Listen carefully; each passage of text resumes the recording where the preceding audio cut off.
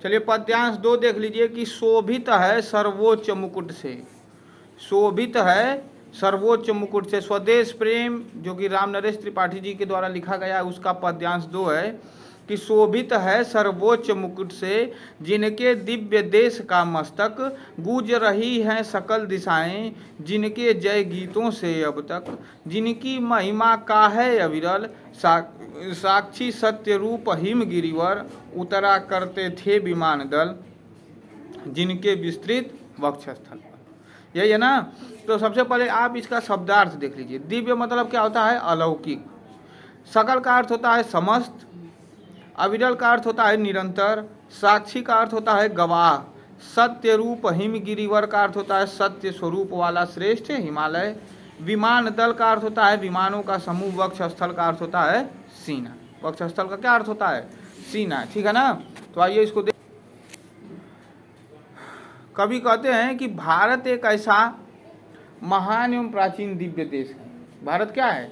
एक ऐसा महान और प्राचीन दिव्य देश है जिनके मस्तक पर हिमालय रूपी सर्वोच्च मुकुट सुशोभित है। लिखा है ना, जिनके सर्वोच्च मुकुट क्या है? सुशोभित है। ठीक है ना। जिनके मस्तक पर हिमालय रूपी सर्वोच्च मुकुट सुशोभित है। हमारे पूर्वज जो हैं इतने ज्ञानी, गुणी और वीर तथा परोपकारी थे।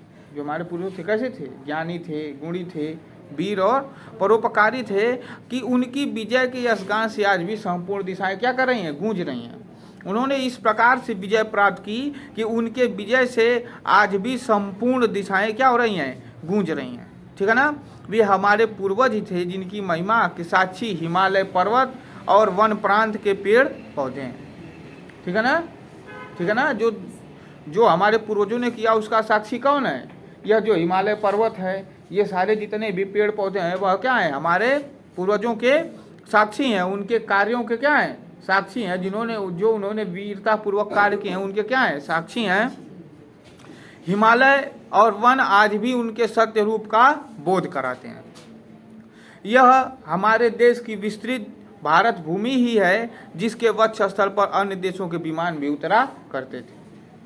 ठीक है ना। हमारा भारत यहाँ से लेकर बर्मा तक विस्तृत था और यह हमारा भारत इतना विस्तृत था कि इसी के देशों मतलब इसी के सरजमी पर हमेशा विमान उतरा करते थे। आज भारत अर्थात भारत की कीर्ति को सुनकर दूर दूर से विदेशी यहाँ आया करते थे।